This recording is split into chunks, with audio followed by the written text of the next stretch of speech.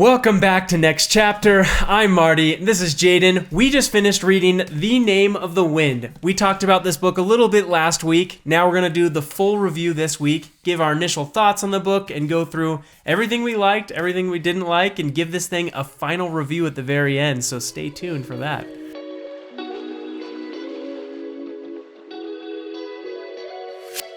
Absolutely. We are finally into the Kingkiller Chronicles. I know we've seen this everywhere. This book has, I think, been huge for a while. Yep. But it's something that we've just barely got into. This is the first read for both of us. So we got some interesting experiences along the way. But I know this is something we're trying to start now. But before we even dive into the review, the first impression review, pre-review. We get either of each other's thoughts to taint each other. Yeah, exactly right. We need to give each other just a good, quick feeling on the book. That's a good idea. Yeah. Do you want me to go first? Yeah. What Okay. did you think, Jaden? What did you think of this book? On a scale of hated it to legend, a very arbitrary scale. Very arbitrary. On purpose. I'm going to say my official reaction is had a good time. Had a good time. Yep. Okay. It's right there. Like, legend, hated it, right there. Okay. So above the middle. Yep, above the middle. right there. Okay. We'll find out what that means at the very end in number form. For me, I thought this book was... It is almost pretty good. It is in the middle of fine and pretty good for me. That's very scientific. Yes, very arbitrary. And it was fine. I was honestly waiting to be blown away by this book because of how many people... I'm so excited to talk about the end. That will come at the end of this video. Just I'm sure, so many people man. just so many people just build this book up and just say this is one of the greatest books ever written in the series. And so anyways, let's jump into it. Let's chat about it. What's happened? There's a lot to cover. So this is about a 25-hour listen. How many pages is it though? Oh, this is... I have the book right here. I know. That's why we need this for reference. 666. Just kidding. That would be horrible. It's 661. Well, or 62. Good thing he wrapped it up one, fast at the end. Everything makes more sense now. There you go. Everything makes sense. Okay, so 660 some odd pages is a long book. And so you get into the expectation when you're first starting a book like this. I know we read a lot of Brandon Sanderson on this channel. You might know that if you're subscribed. But that means there's going to be a lot of build-up. There's going to be a lot of world building. There's going to be a lot of character development. Or at least there should be. There are long books out there that are just not good. Yep. But there should be a lot of in-depth descriptions of the world, the understanding. You should understand more about the characters. So we get a lot of that. But the vast majority of this book is... the Kingkiller, right? Kvothe, telling his story. And that, I would say, starts not more than 12 chapters in. Yeah, it starts pretty quick. And you hear him just tell his story the whole way. Basically, that's at least the structure of the book, right? So how do you feel about before he starts telling his story? The original concept and learning about him and who he is. What was your impression of that?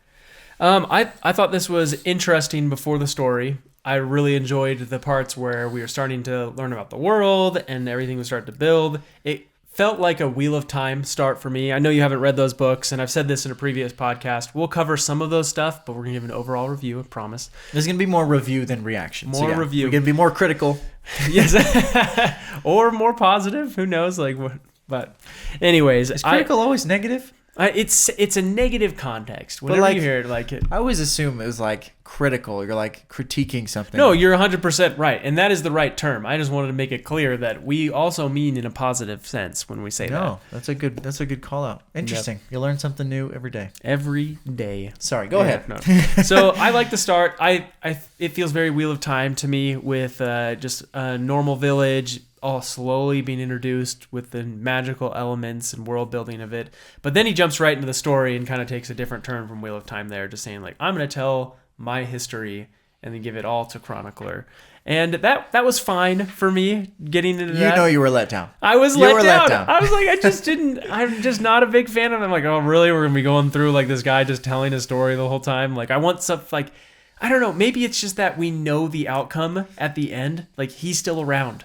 And he's still alive. Yeah. And it gives away the ending. That You everything's already gonna know be he's a okay. legend. There's not a whole lot of risk in his story. True. Like you've learned, about the legend. But maybe that's the purpose of this book, right? Because the whole purpose, what I did love about this book is it feels very old-timey. It's based around like storytelling, and people like, I want to hear that story. It's a story they've heard 100 times. Towns and churches and Yes. roaming musicians. The legends, and that's how this book is built, is Yep. for you to walk up to a storyteller and like, tell me the story of Kvothe and about his history. So cool aspect in that way. Very interesting. I think going back to kind of before he starts telling his story, one of the things that I really liked about the maybe preamble before he's in like the bar telling a story to chronicler is it's not often. I am one who very much likes to analyze and predict books. You know this. I sent you a few messages Sends me some really fun text messages as we were reading. reading this book. I like to pause and be like, I'm calling it right now. This is what's going to happen. And I think I was 2 for 2.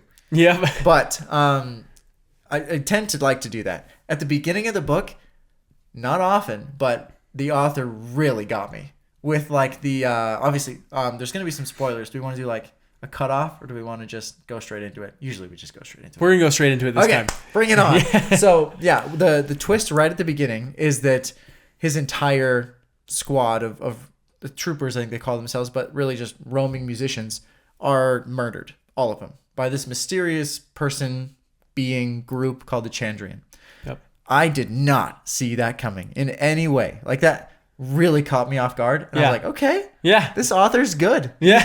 There were enough clues at the beginning. I'm like, you know who the Chandrian are, you know the legend stuff, but you just like are completely blindsided. And the way we talked about kind of his writing style, and the way Patrick Rothfuss writes is a little bit more of a refined prose, I would say, a little bit more complex.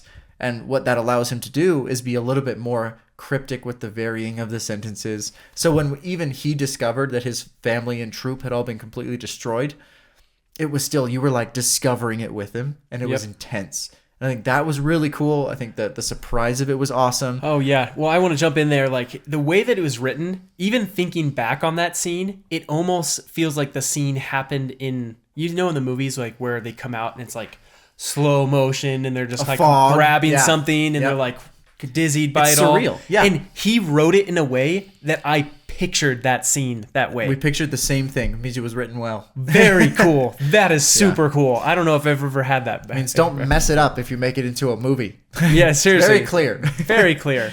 So I just thought, like, you're right. Like, he just paints a picture so well. He's just very, very good at that. So I really liked that. I think maybe for me, later on down the book, it was a little bit less so.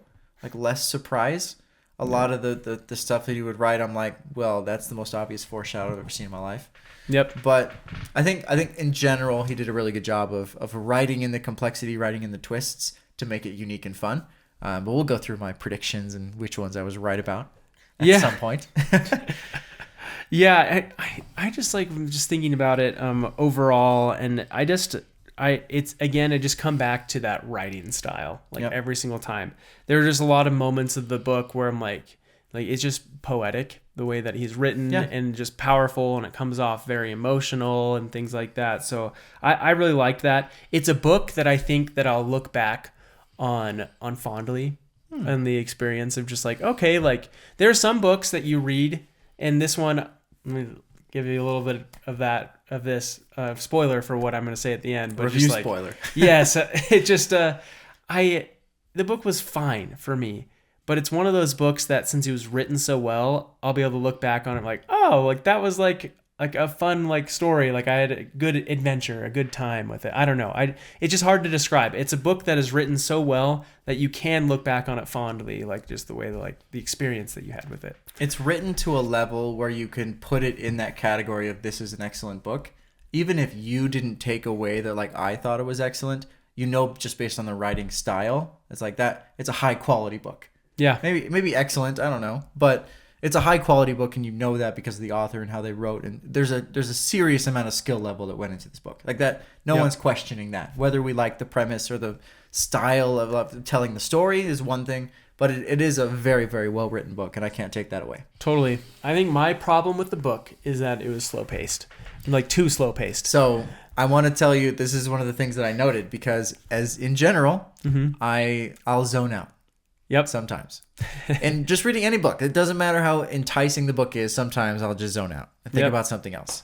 Maybe it's a condition. But this was a book where I did not go back. I don't think I went back once. Wow. So that is a very telling to me, because there are some books where I'm like, dang, I missed something really important because they're in like a completely different universe at this point. Yeah. So I'll skip back. That happens a lot with like the newer Brandon Sanderson books. But for this book, a lot of times I would zone out and I'd come back to the story and I'm like, oh, he's still just chatting with Diane in the bar. We're good. Like, I haven't really missed anything. I know. So there was a lot more of that where it was like an entire section could really be summed up shorter. And when I feel that way, I'm like, okay, I don't feel as bad about coming in and out of paying attention. Well, so I agree. That's how it was for me too. And there were many times where like they would throw in lots of details about random things. And then I'm like, wait, I think I missed something. Every once in a while I would go back because I'm like, did I catch a name that I recognized before? But then I would just be like, you know what, Marty, you're okay.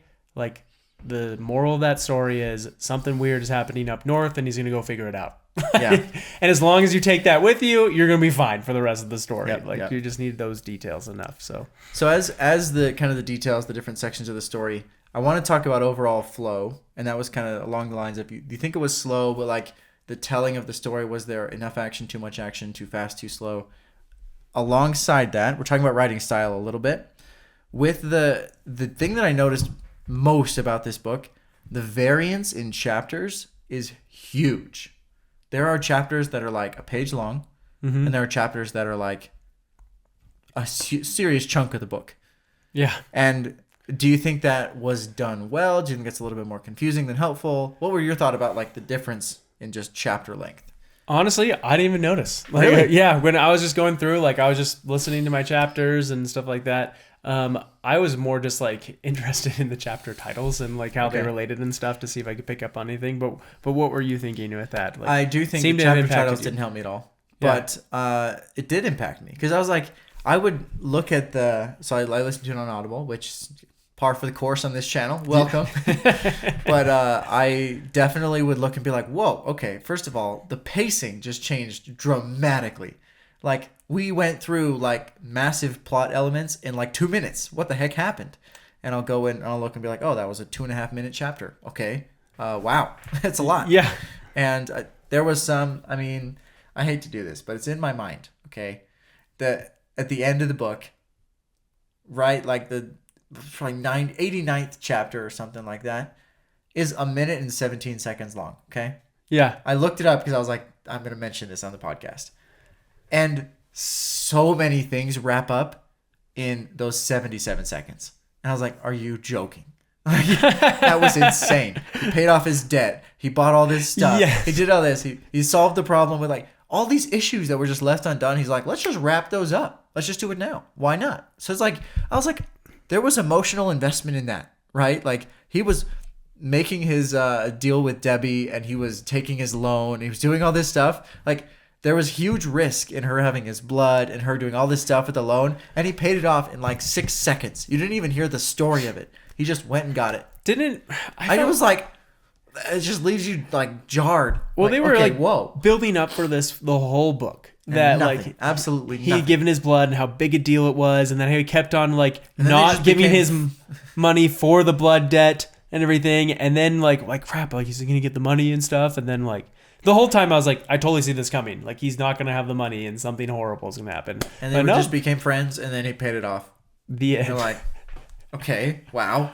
That was the biggest thing where I started to notice the plot changing in speed. Like, there's stories, but there's also like the timeline of the plot in my mind. Yeah. And I think the timeline of the plot was very like whiplashy sometimes. Well, do you think that? So I just looked this up, and I was checking to see. I think this might be his first published book. No way.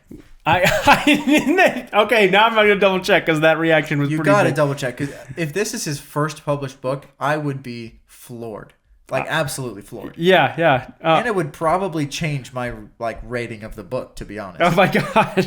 That's a huge thing to say. I from everything, you gotta look it up now. I have not seen anything earlier.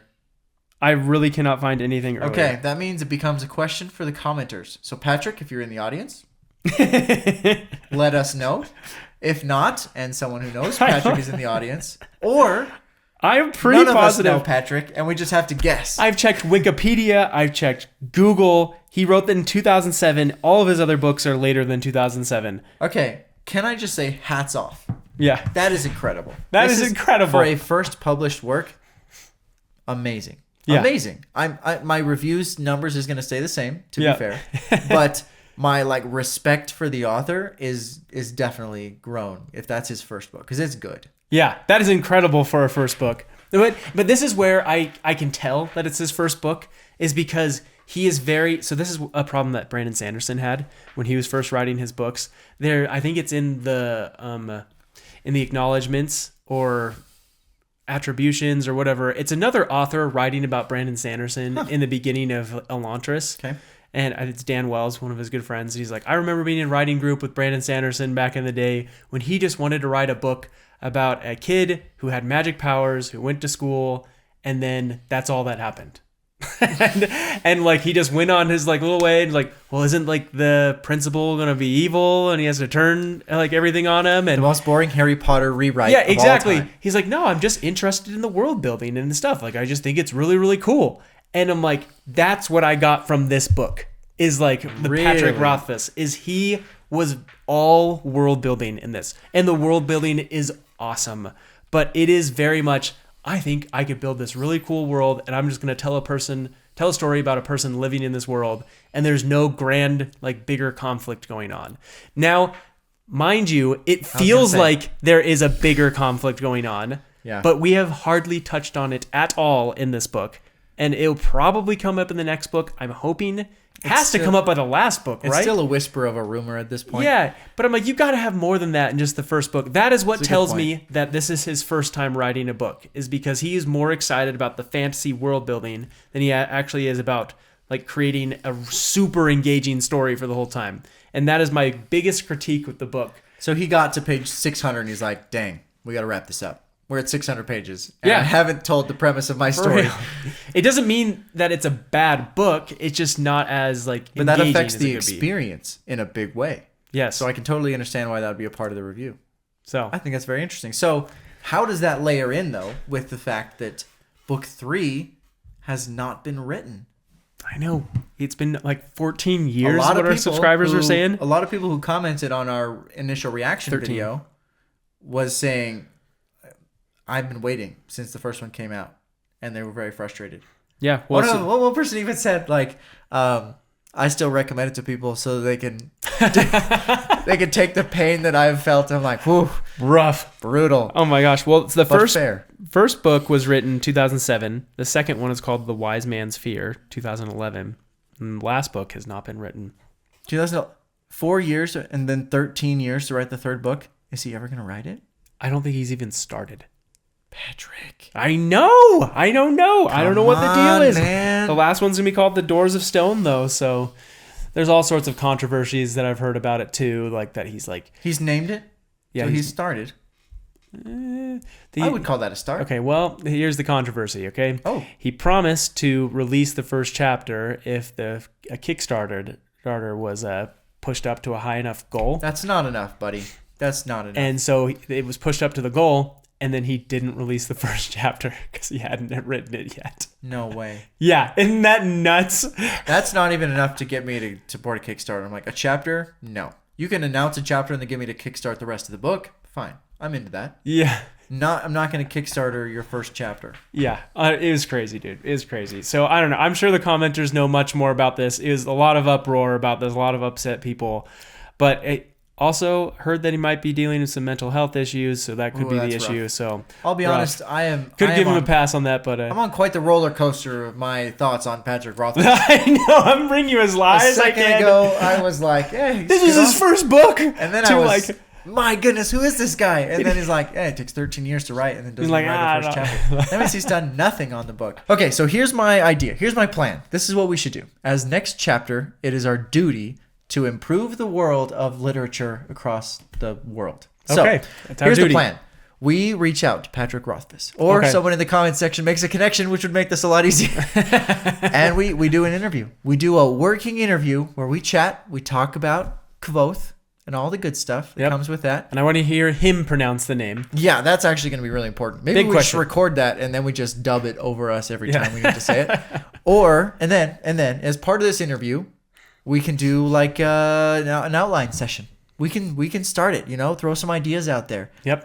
He can tell us all of our ideas are bad, but he'll give him good ideas on what not to do. Solid gold ideas. Yes. I will work hard on these ideas. Yes. And we'll present them. We'll say, look, let's make it happen. Let's mix it up. And then by the end of it, we'll have, a couple chapters, maybe half the book outlined. We'll tell him. Bring snacks, and we are good to go. It'll be great. We'll give him great ideas. Like, you need to make a Dracus that has wings. Oh, absolutely. Yeah. I thought the Dracus had wings for the first, half of describing him. Yeah. I was like, I'm pretty sure he has wings. Yeah. And they're like, actually, no doesn't wings. He just rolls around all over the place. But anyway, so that's the plan. So while we'll tweet at Patrick Rothfuss, we'll make it happen. And as our duty as this podcast, we will hope for the best.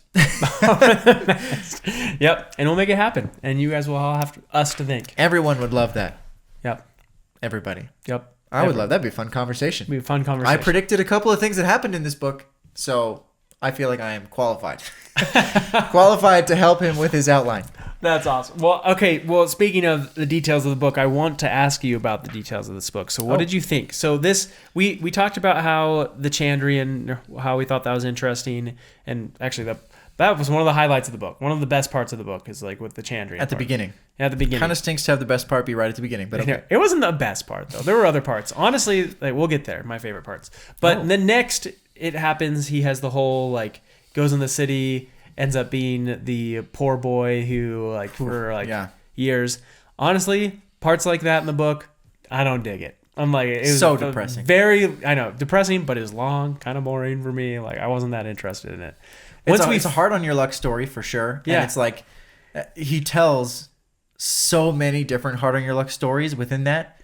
It does feel like it's drug out a little bit, but you're also like, I kind of feel bad about saying it was kind of boring because, he's going through so much and dealing with so much, and it kind of tells the tale of his character.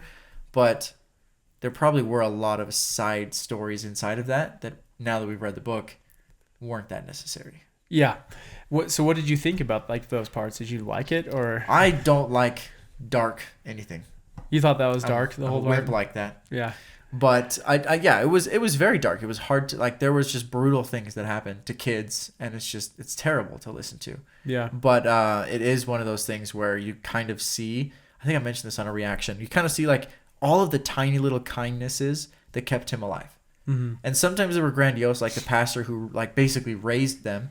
And then there's little things like the lady in the street who just gave him some money or felt bad, or the person that was playing the demon that just picked him up and carried him away from the snow because he was dying. All those things, he could have died, and these little acts of kindness saved his life. Yeah, I think that's a cool story and moral to tell as you're reading through it. Yeah, the one thing that I did like about this scene, and this is what I appreciate for reading books in the first place, even though this is a fictional story, this whole story did not actually happen. But it gives you a good perspective of what would it be like to be homeless, and think about that perspective of people who have to deal with homelessness and the different types of communities and what it could be like. Hard to even imagine for sure. They do a lot of callbacks in the book too. Like we were talking about, he's eating an apple and he eats the whole apple with the core as well, and he's like, well, yeah, sometimes I only had the core. Yeah, I'll eat it, no problem. Yep. So you get a little bit of that where it's still a very vibrant part of who he is. He dealt with those challenges. So there were parts of it though which made sense in the book when he was coming out of that whole horrible situation, and then he's trading his book for money with the guy. I was just so disappointed in him when he had tried to cheat him out of just wrote did he write a different number on it, the receipt? I feel like he did something else too that I was just so bugged. I'm like, dude, really? You know better than this. You grew up with a good family, the troopers and everything. Yeah, but the book guy tried to cheat him too. Yeah. Well, I think the book guy was just trying to see if this guy was if he was being honest by saying can you read? So here's my issue with the book selling. Yeah. Okay. And this is something that bothered me at the beginning. Mm-hmm. Right at the beginning of the book. Okay. He's basically beaten unconscious by those kids, right? That they steal all his stuff. Right when he goes into the city. Yeah, the beginning of the city, not the book. Right at the beginning. Oh, sorry. Yeah, right at the beginning of the city story. Yep. Beaten half to death. Terrible, terrible. They steal all his stuff. He's left with basically nothing. Mm-hmm. But they left the book. Okay? Yeah. The bookseller deals with people who steal book, obviously. He's used to that. Yeah. The book is clearly valuable because he made some good money off of it. Why would they have left? That just makes no sense, except for we needed it to carry the plot along. Multiple people went through his bags while he was unconscious. You tell that there's a man who comes in and goes through his stuff. He's like, oh, you have nothing. Why did I even save you? All that stuff. Yep. Nobody takes the book. It's a book. It's nice. It's well bound. Anyone could have sold that book to the book guy. Yeah. But nobody took it. They're like, oh, it's a book. Books aren't worth anything. Like, it just makes no sense when it looked like it was so easy to just take it to the library and sell it to this guy. Yeah. That I'm like, he probably would not have in reality kept that book. Totally. Well, again, it is one of those things that I felt like the book was going to come back into relevance at some point. Like he's like, okay. Rhetoric and logic, right? Yeah, I don't know. Like, it just, a lot of these things felt like they were really important. Like, I am leaving this book with you, and I'm putting a specific note on it so I can come back and pick it up and everything. And he did. He did, but it, like, again, it was more of like a tool for him to be able to get into the college, like, later in the... Yeah, and more of kind of like an interesting, nuanced way to get into the college. It's like, did he really need the book?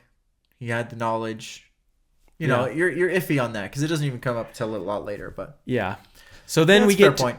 So we have some nitpicks. Oh yeah, for sure. Lots of little nitpicks. I always will.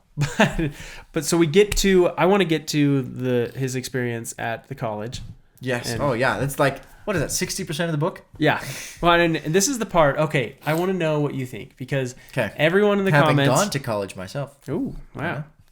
So everyone in the comments, or lots of people in the comments, and lots of people online have all said, it's Harry Potter for adults. I disagree. Would you agree with that assessment? I disagree. Yeah. Why? It's just so not the same. Yeah. the type of experience he has, the type of life he has, so much more centered in reality than Harry Potter. Yeah. So much more. They have actual classes, actual learning. Like Harry Potter, that like curriculum is a joke. Yeah. You learn 6 things in a year. Like there's no actual learning going on. I don't know. It's like, yeah, it feels like a joke. But then I feel like this was a lot more like, yeah, it's a university. It's strict. They have a library. They have rules. They have tests. They have all the things that actually happen. Yeah. Whereas the Harry Potter. And you feel like he's actually learning stuff. You feel because like he goes he's learning through stuff. and he's using his medical knowledge. And he has to like hold a job to pay for his tuition. Like it just seems so much more real. But that doesn't mean it can't be a Harry Potter for adults. I still don't think it's. I don't know. Because you could read that comment as like a Harry Potter for like a more realistic take on a Harry Potter. I'm trying. I'm putting it in. I don't know. I'm trying to fit it together. I see where they're coming from. I agree with you. I didn't feel that way either. I felt like it was just, I don't know. I got where they were coming from. I think that's although Ambrose was totally a Malfoy character the whole time. That's true. And so every single time I saw him, like, oh, this is Malfoy. And he had his 2 friends. Yeah. And then there was Malfoy in the that's a good point. They did have a lot of like professors that could easily have gone into those. Oh yeah, and they had the crazy stereotypes. professors, and it has Harry Potter. That part does have a little bit of Harry Potter vibes to it. I just think the overall story arc and the main character were removed enough from Harry Potter. Like he had to work a heck of a lot harder than Harry Potter, who seems to chance into interesting situations all the time. So I think that maybe like a more realistic Harry Potter, sure, I'll give him that. It's not the vibe that I got initially. Yeah. I can fit the archetype if I try, but it's not what I would give it as like my rating personally. But I'm not going to go against those people. You can have your Harry Potter. Oh, great. So what did you think of the whole college? What did you think? I thought it was super interesting. Yeah. I think it's cool that he's kind of skin of his teeth trying to get through things and trying to figure stuff out. I think I couldn't get over, though, the issues that I had with just Diane or Denna throughout that whole part. I was just like, either they need to come out and say she's a Chandrian, or... You thought she was a Chandrian the whole time? I didn't think she was a Chandrian the whole time. I think something needs to happen with this girl. Yeah. That's all I'm saying. I'm not predicting that she was like some sort of mystical creature. So you feel a little bit like I do, like something needs to happen in this book. I was very slighted by her character in general. Yeah. I'm like, no one is explaining other than people just saying, yeah, she's kind of flighty. She just likes to You know, this is what I'm telling you. it's around all the time. This book is more about world building than it is about the actual story and book. It is about building a world and places and characters that just live. A lot of that, and that's what it is. That's what it felt like to me. Yeah. Well, so okay. Let me cast your mind back for a second. We read a book not too long ago, and it was an interesting first part because that first part was mostly a quest. And we talked about how we feel about quests. Yes. When it was like, you need to collect X, Y, and Z items so that you can succeed in your quest. You know? Yes. A little difficult to read through. But now, take us to Name of the Wind, where he had to get up north to investigate the situation. You know? A little bit later in the book, long time into it. And he's like, okay, I need all these things. So he gets the loan. He needs to get the horse. He needs to get the saddle. And then he rides the whole way. By the time he gets there, he has to sell the horse. Conveniently, there's a guy who wants to buy the horse, like really wants to buy the horse right there, who happens to give him a magnet. And the magnet is exactly what he needs to do this next thing. Like he needs the scale, and then he needs the roof tiles, like all these little things. Yes. Is it not interesting that you can tell a quest story, but in such a different way? Yes. I 100% the Name of Wind did their quest story way the heck better. I loved it. That's exactly what I'm saying. Like, yeah, it's I know. Still a quest, and they could have screwed it up by being like, I need these things so that I can solve this problem. Instead, he's like, I have to be there. No idea how I'm going to get there. Yep. Let's figure it out. He's like, okay, I need a horse. I guess I'll just take a loan and buy one. And then he's like, he's just experiencing it as he goes. He's like, I still don't know. I know I need to get here, but I don't know how to get there. And then conveniently things kind of happen, which you know, felt a little bit like a little too easy at points. But I feel like this was a way better way to tell a quest. Yeah. And that was the first thing I thought. I was like, okay, it's a quest. It's pretty clearly a quest. But I approve of the way it's done. It was very entertaining. Yeah. Really enjoyed that. I just want to bring that up because that was cool. Well, with the college, we come to the first of your predictions that you texted me. And so Jaden, he knows that I was ahead of him in the book at this point. Which is usually the case. Yeah. So he proceeds to send me this text. And he's like, why would they give him an open flame candle in a priceless library? He's like, I bet something goes wrong. Calling it now as soon as he enters the library. All I did was send 3 laughy faces. I was like, you have got to be kidding me. The script gives him like, oh, you have to buy this lamp and it's really expensive, or you can rent one, but I guess I'll give you this candle for free. I'm like, a candle? You think he's just going to carry this around? Like, are you nuts? And that was one of the moments where I'm like, you are smarter than that. Are you kidding me? And they kind of play it off because he's like, I was injured. I wasn't thinking straight. You know, I'd just been beaten up or something. And I was like, a candle in a library? Not even a normal library. I'm like, if I was to go to the university library in our town with a candle, people would be like, dude, what are you doing? This whole place is full of paper. Well, it's so funny because it didn't even cross my mind because this whole book had been so point A to B for me. I was just like, okay, he's gonna go in there and I guess it's dark in there, and what else are you gonna use for lights? It's old, the old-fashioned days. They didn't have anything but candles, and so I'm like, it makes sense to me. And then they get in there and he gets thrown out. I'm like, oh, I guess that makes sense. Jaden knew immediately. Well, I almost put it down for a very different reason. I'm like, you've got to be kidding me. There's no way he walks into the library that he's been thinking about since he was a child of how priceless all these books are, and he's like, yeah. Oh yeah, flame. That's fine. Yeah, it's no big deal. Anyway. And then so also, speaking of that moment, as I read later in the book, they talk about how difficult it is to be a scriv. Yeah. One of the people that man the desk at this big library. How difficult it is, and how they're so devoted to their craft, devoted to their thing, and why would he have even given him that? What was he that evil? We know he's an evil guy. Yeah. But he obviously was such a bad scriv, and he's like, oh, I'm gonna play this prank, get him thrown out of the library. Yeah. The fact that he wasn't expelled is crazy to me, because they talk about near the end how important that job is and how respectful and how intense and all this stuff. Any little thing and they could be expelled. Remember when she's like, you shouldn't be in here, I could be expelled, you could be expelled, for him being in there when he shouldn't be. Yeah. And the guy doesn't get expelled for giving him a candle, clearly giving him a candle. It's one of those things where you're like, the pieces don't fit quite yep. the way they should. Yeah.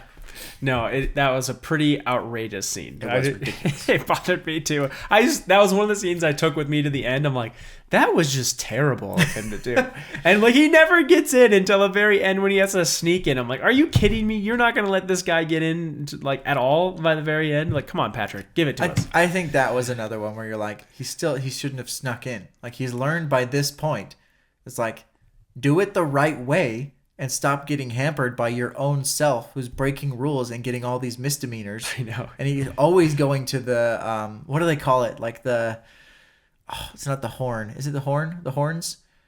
Where he has to go to the master table and they have to give him his discipline. He's like, how many times do you have to go there before you're like, maybe I should just comport myself appropriately for a year and figure this stuff out. Like I feel like and maybe it's part of his childhood or whatever, but he's just constantly pushing it too far. He's like, I have to do this immediately. I have to do this right now. I have to do this right now. Where it's like if you just chill, be a little more patient, like maybe you could chill out and have enough time to make enough money for next semester instead of being like, I'm not going to make it to the next semester. And in doing so, you burn out and you definitely don't have enough money for next semester. Like, you're fulfilling your own prophecy. Anyway. Oh, yeah. Well, so you have one more prediction. You got me on that one. I know. You have one more prediction on that came true. But I don't want to get there quite yet. That was an easy one. Well, I know, because I want to get there because there's more we have to talk about. But I had this in my mind. I'm like, okay, Jaden's talking about things that are like, this book is so predictable and everything. And I'm like, yeah, I think he's a little bit right. Then they get to the part of the story where he is meeting up with the professor. And the professor's like not asking him, like trying to get him to ask questions. Like, you get 3 questions. And then like he gets to the very end and he's like, okay, I want you to step off of this ledge. And then he's thinking in my head like, okay, I've heard the stories about the name of wind and everything. And I'm like, yep, I know where this story goes, is you can get caught in the wind and you'll be fine. And then he falls off the porch. He just crashes to the ground. He just crashes to the ground and nearly dies. I'm like, did not go well. Did you see that coming? I didn't think he was going to get the name of the wind. I didn't think he was going to jump off the roof. Yeah. I don't know, dude. It was hilarious. I literally, when that happened, I was driving to work in my car and that part really happened. And I like out loud, I was like, what? There's enough surprise in there. Yeah. I felt like the same exact tone of voice with Ambrose when he gets his promotion at the very end. He's like, what? I loved it. Honestly, I really liked the guy who read the book by the very end. Yeah. He nailed it. You start to really get a feel for it. And it's one of those readers where I think does do a really good job. Yeah. Okay, so for the second prediction that you texted me about, you said, calling it now that during his big performance, he is going to lose 2 strings and keep playing because that's how he practiced. Classic. It was too much build up, way too much, as he was like practicing and the string broke. He was like, it's fine, I'll learn. And he taught himself to play just as well with 6 strings. And then he taught himself to play just as well with 5. I'm like, we're really harping on this string thing. Harping on the string thing. Got him. But it was one thing where like it was a big performance. I was like, yeah, it's got to break a string. It's like, honestly though, dude, I loved the whole scene. That was probably my favorite scene of the whole book. So it was moving. I thought it was very powerful, very moving. The way that everything came together, I could almost hear the singing of Denna in the background too at the same time. Which, quick side note, one of the other things that bugged me to no end in this book, which they corrected a little bit later, like, there is no way in the world that Denna would not remember him for like upon meeting him again. Because you remember he says that in the book. He's like, yeah, I assumed like she probably didn't even remember me. I was just like another guy that she met. I'm like, dude, you played your what's the instrument? The lyre? No, he didn't play the lyre. I thought he played his I can't remember what it's called. Oh, no. I know. Okay. I remembered it before the podcast. An instrument. Yeah. His lute. I wanted to call it a flute the whole time. But he played his lute. I thought it was a lute around the fire with her and everything. Yeah. Yeah. He plays a lute and everything. She's super impressed. They have all these great conversations. I'm like, and it was only 6 months ago. You remember people from 6 months ago, especially if you stayed for like 4 hours. Yeah, I'm like, there's no way. I was like, I am not believing this. There is no way that she would not remember him. And it kind of made me mad for like a few chapters. Well, like, this doesn't make any sense. Like, Diane's character bothered me the whole time. But before I want to talk about Diane, but yeah, let's go back to the music because I want love to talk about the music. Yes. take a step back for a second. Yep. The build up across the entire book to him getting his silver Flute. Nope. silver pipes. Pipes. Yep. Okay, silver pipes at the Ambrose or something like that. It's not Ambrose. Aeolian. Yeah. But he goes to the bar, the big bar with the big music. He's been practicing. He's been playing. He's the best player anyone's ever heard. All this stuff, all this lead up. He finally plays. He gets his silver pipes. Like, that is a really powerful moment, a really powerful scene. The build up is amazing. And then, like, the payoff just disintegrates for me. And I was like, I'm a musician myself. Obviously not to that level. Yes. But I played for, over a decade. And it's one of those things where you're like, I loved that part because it was so cool. It was like a moving, touching. I can understand a lot of like where he's going with the connection to the instrument and the music and the desire to create that music. But after that, it was just a cool bar to hang out. Like, his silver pipes almost meant nothing a chapter later. Yeah, he almost gave his pipes to Diane. Yeah. I don't know. That whole thing, that was ridiculous. And then the next part was like, it really, there was no... It was just kind of another way to make money. But it wasn't even. That was the thing that bothered me even more than all of it. Is because he just does this whole blood thing, which the whole book they're kind of hinting at, like, this is going to be really bad. Like, he should not have done that. And then, like... Just so he can play. Just so he can have his music. Have his music, and, like, which is also seemed like a poor decision in the first place. Like, you know what? I just really want to loot today. Like, first of all, it's like a big decision on, like, should I give my blood? Then he's like, you know what? I'm actually going to use this money on like some random instrument. And I don't know. He's at a university. Yeah. Right? Or the university doesn't teach music. Sorry.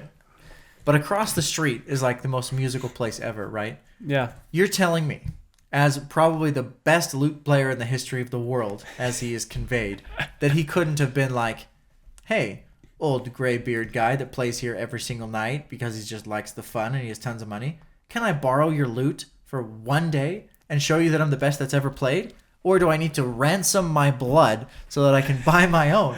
I'm going to push back on that, though, because he does make a pretty strong point in the book that nobody touches another person's instrument. And he says that in the caravan.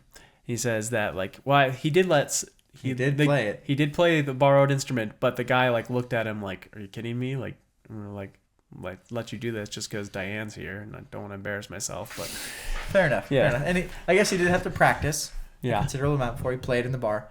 But it still was like, there's got to be an easier way. Yeah, well, with that, I'm just like, it just comes, that is so tied with the giving blood thing because the whole book. We can't get over the giving blood thing. No, it bothered me so bad. The whole book he's making. Nothing happened because of it. Poor decision after poor decision and no, like, consequence for it. No. Because, like, first of all, okay, you're going to buy a lute with it. Then he wins the pipes with it. Yep. Which is great. You're like, okay, finally, he can pay off his debt. What? Now I'm going to give away my pipes like 3 seconds later. What about your freaking blood promise? Then, like, he decides, he gets to keep the pipes. Then I'm like, well, now I'm, like, so busy out of my mind because I'm trying to work in this place and keep up schoolwork and play music at night. I'm like, why don't you just focus on the music thing? Because that apparently is paying like, like way more than anything else is. I don't know. There was just a lot of things that just bothered me with all of it. I was just like, it seemed pretty like all over the place in that element. Yeah, in that part of it. I shouldn't say. When I say all of it, I don't mean the whole book. Well, speaking of all over the place, Diane. And that's one thing. This is probably the third time I've mentioned that it was disappointing to me. Because she's just this, like, flitty girl. They're just like, yeah, she just always leaves. It's fine. And he can never find her. And then they randomly chance upon each other. And the fact that it's because she's looking for him, Jaden. Did you not catch that? I heard that. She's looking for him. But it's also the element of they always happen to meet each other at, like, the perfect moment for the plot. Uh-huh. That it can only happen so many times before I'm like, wow, she's the only survivor, huh? Yeah. How crazy is that? He just went 70 miles. Did you predict her to be the only survivor? I did not. That was one of those things I was like, Jaden probably predicted that. I was almost disappointed that I didn't predict that. But I'm like, wow, she would be the only survivor and she's fine and he just gets to chat with her about what happened and they go on this adventure together. I'm like, who is this girl and why does she have to make this so confusing but also way too easy?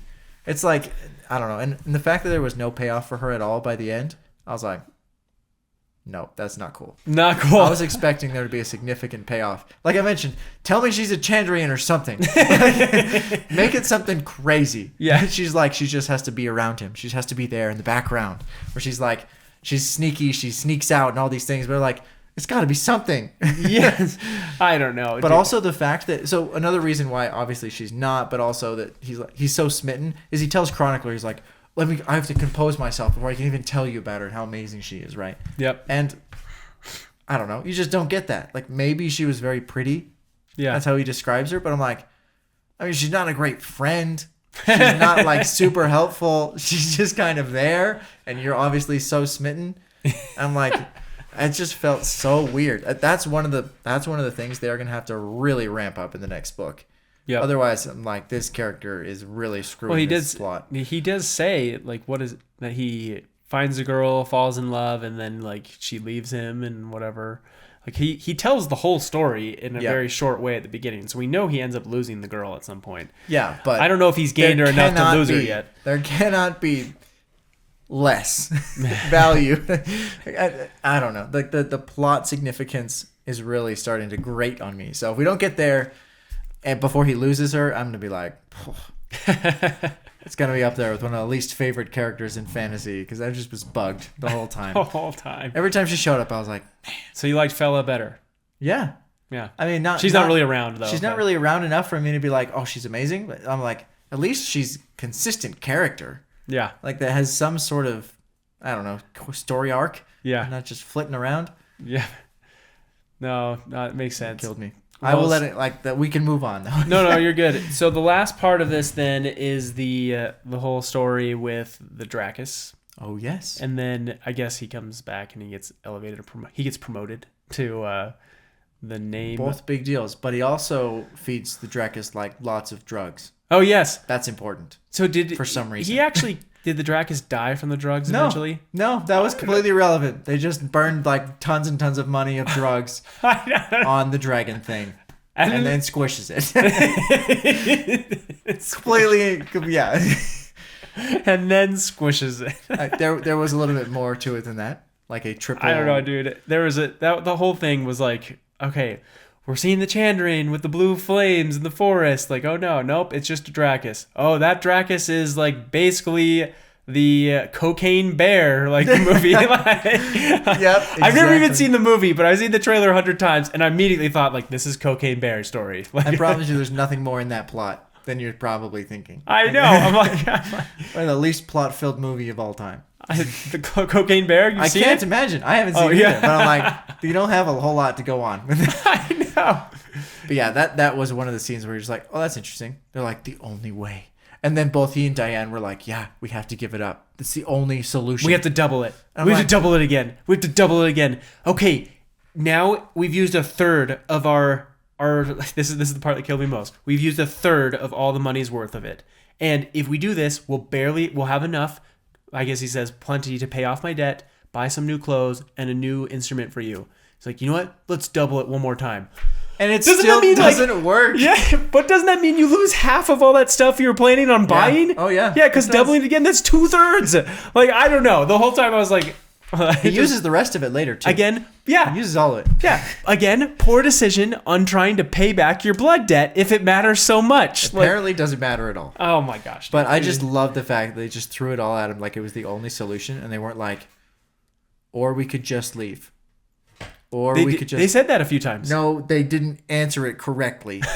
They said, we could just leave. No, we couldn't let this happen to this many innocent people. You're not even involved. Like, no one in this town likes you. You don't even know what this thing does, right? You don't know what it's here for. And you're just like, oh, we gotta kill it. We saw it. We gotta kill it. Let me tell you the story of the Good Samaritan, Jaden. That's not how this works. It's not the same thing. It's not the same thing. Because they could have easily said, wow, this town that was so difficult to get to because it's so remote is under siege by this big dragon thing. Option A, we use a bunch of these drugs and try our best as two feeble people that are already injured to try and kill this big dragon. Option B, go into the town and say, hey guys, there's a dragon in the woods. How about all of us leave, don't get eaten by the dragon, because this town is so remote, it's not like it's going to wreak havoc on you, Jaden. It's basically a cow that breathes fire. Exactly. Yeah. Exactly. The only thing they needed to do is say, hey guys, don't light any fires for the next little while. We'll light some fires 60 miles away, drive the thing away, and then everyone's fine. And it's no big deal. Or we could load the thing with cocaine. The whole time I was like, I have 7 better plans. Yeah. It's just, that type of thing kills me. I'm just like, there were so many options. And the fact that they said this is our only option, we have to do it multiple times. I was like, it's just not. It's just not. You're wrong.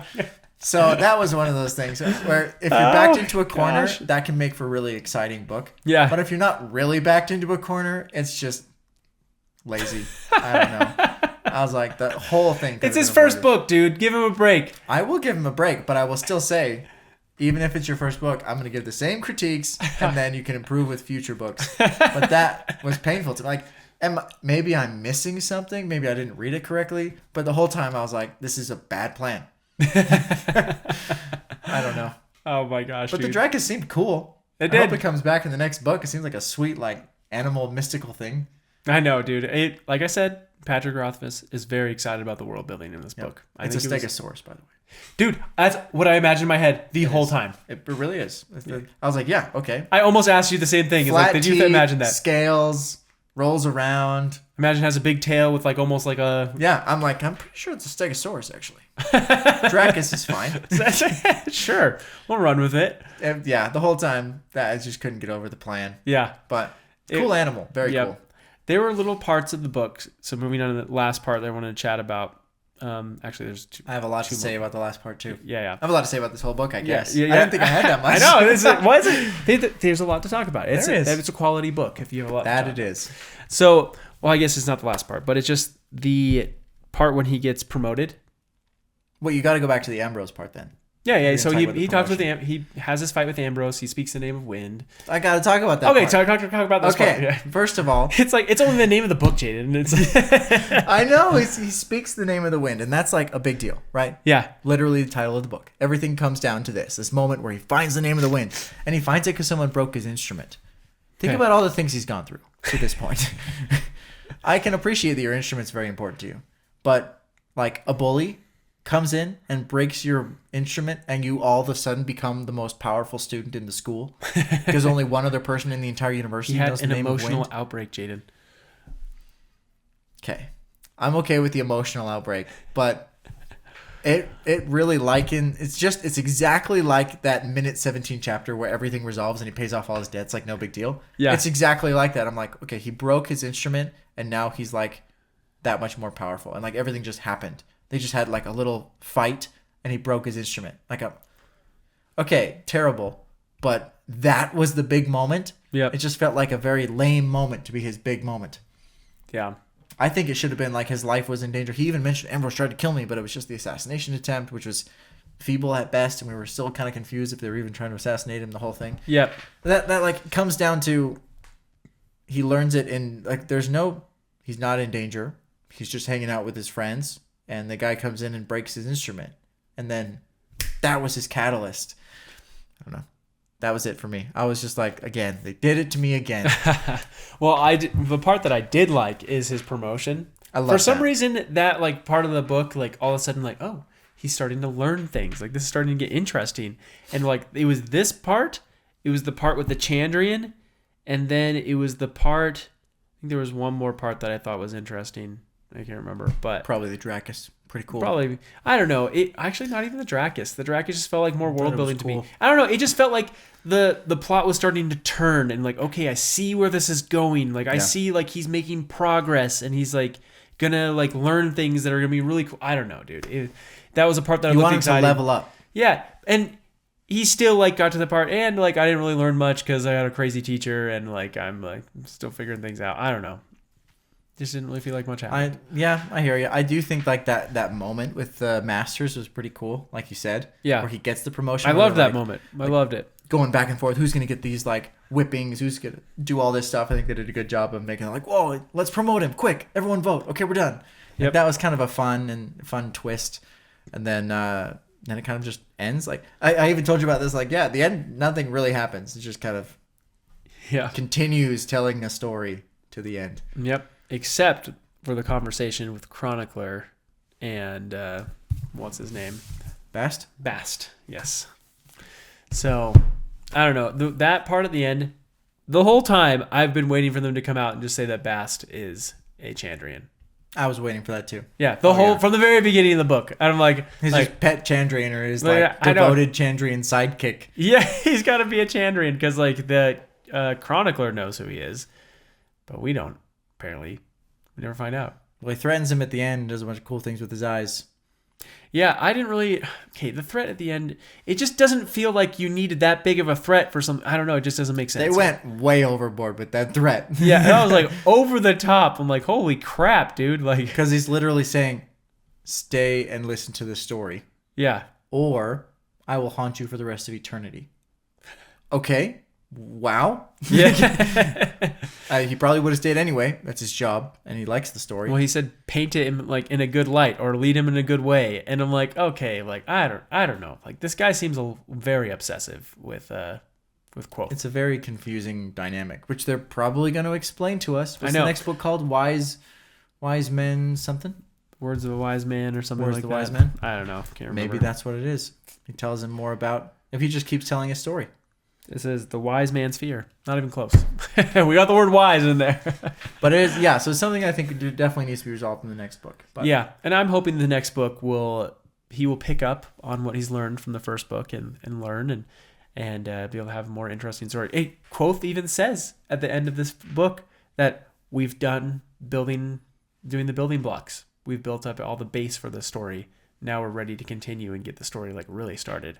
And I'm like, that's exciting. Cliffhanger. I'm excited about Better that. not cliffhang the second book because we're never going to get the third one. So. I know. So we'll see. We'll see. Okay, Jaden, what was your final review for this book and why? After all of this, and there was a lot of conversing and exciting and all that stuff, it was a good book. Okay. My first impression review was I had a good time. My overall review is a 7.6. Wow. That is lower than I thought you would give it. There were, I think, too many instances of, I mentioned this a lot, too many instances of I skipped a lot of the book and didn't miss anything.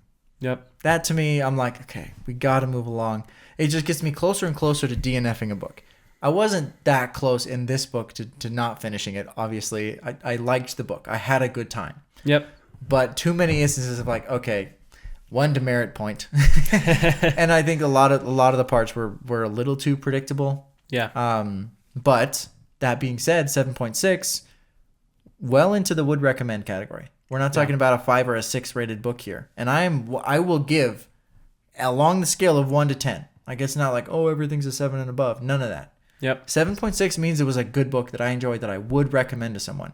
I would recommend it. It's not an 8 for me because I think, one, too many plot points wrapped up way too easily and just like did not give you the emotional payoff, like the debt and the blood and all that stuff. Like, and then other plot points just never resolved. And it wasn't even cool cliffhanger for the next book. It was like Diane and their terrible decision making with the Dracus. All those little things where you're just like, either they're forcing it too much or they just don't know. They're spinning a story that they just don't know where it's going to go. They're like, we'll just figure it out as we go. That I really don't like that. So those were a couple of things from like, for the first bit of the book, it was definitely in the 8s. Mm-hmm. And then it lost a few points near the end there. So that my rating is a 7.6. Okay. With quite the explanation too. My no, it's great. I love it. Mine will be a 7.3. Lower than mine. Yeah. I'm surprised by that. Yeah, Wait. I knew you would be higher than me. I, for some reason, felt like you liked this book a little bit more than I did. Actually, that might be fair based on our conversations. For all the reasons I talked about earlier, again, I am a story person. I'm more of a story person than a world building person. And I understand good world building. Tolkien was incredible at this. This is actually why people love Tolkien. Mm-hmm. And this is probably why people try to put Patrick Rothfuss up on the same level as Tolkien. I wouldn't put him there. I would not. Maybe not yet. I've only read one of his books. Yeah, just one of his books. But not from this one, I wouldn't. But the difference is that The Lord of the Rings has incredible world building with incredible story. It's got both. Powerful emotional story. Yes. where like all of the characters have very distinct arcs and intention and motivations. That is important. Yep. I need to be able to not predict, but be like, I'm really curious to see how this person will interact with this new situation. Yes. I'm not reading this story just because I want to follow person that's interesting. I'm reading this story because this person's got a goal and an end and stuff. And maybe that makes me a basic reader because I have to have it has to be like a one directional story. I don't know. I'm not that way with all books. This one just felt a little bit too like directionless for me. It needs to carry you. The book needs to carry you. Yeah. That's what the entertainment is about. Like, I can understand that you need to put effort into a book to get the most value out of it, but you shouldn't have to carry the book like that. You shouldn't have to piece together the plot yourself. Yep. But if this book were only that, then it would be a much lower rating. But it actually does get bumped up for the quality of writing in this book. The prose of this book and the way that it's poetically written, the way that he paints a story in your mind, like it is really, really good and really like entertaining to listen to and read and all of these things. So I liked it for all of those reasons. Interesting that you started lower and it got bumped up, and mine started higher and got bumped down, and we ended at basically the same rating. So 7.45 is our final rating in this book. Yes. And I will have to say one more thing with rating. We on this channel do not like Goodreads ratings. But no, I have do a not. Goodreads account, and so I have to give it a Goodreads rating.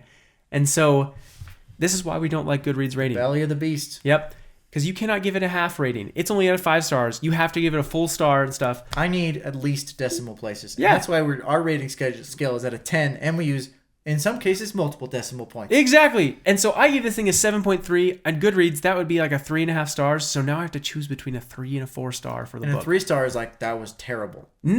I would see that's what most people think though, right? But that's what I'm saying. I say it because in a general star rating, anything 4 or 5 is I liked it, 3 and below is it was terrible. Yeah. That's the only way you can see 5 stars. And so that's why I'll tell you, like, I do not quite feel that way with a 3 star, and that's why I give this book 3 stars.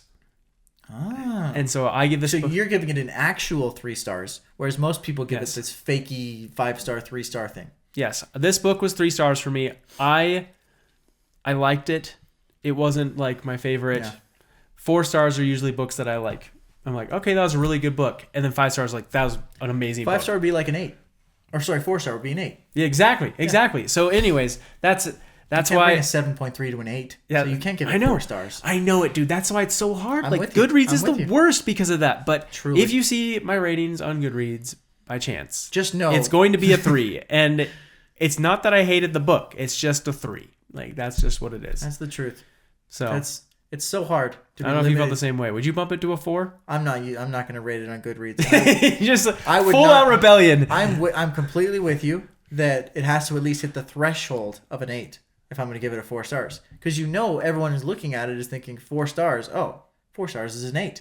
Yeah, 4 stars is a pretty An good 8 book. An 8 next chapter rating. Because, there's the standardized next chapter rating from the podcast, which is very important, industry standard. Of course. But people are going to be like, oh, the next chapter 8 is got 4 stars. So if we give it 4 stars, people think it's an 8. And if it's not an 8, then we're lying to them. Yeah. Well, here's the thing, though. For me, there are some books that are less than an 8, like maybe like a 7.6 or something, that are 4 stars on Goodreads for me.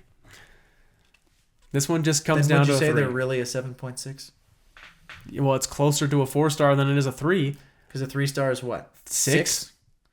Star system is the Yeah, worst. it's especially a star system out of 5. Are you kidding me? Ridiculous. Especially with the Ridiculous. connotation of the world, where 5 stars is the only thing that means anything. Anything less than 5 stars is like a bad experience. It's a whole thing. But Oh, man. when we revamp Goodreads and make a better one, we'll let you know. We'll let you know. But anyways, that is our review for The Name of the Wind. Make sure you subscribe, you like, you comment. Let us know what you thought. I know a lot of you guys, this was your favorite book of all time. So let us know why you loved it, why the next book is even better than this book. Were we way off? Were we way off? Yeah, what are we missing? And so we'd love to hear it. We will read the second book at some point. We're going to be jumping to some more Sanderson stuff. We got to catch up as we prepare for Wind and Truth, more windy books. Oh. Yeah, so we're excited. We're excited. Should be fun. We'll see you in the next one.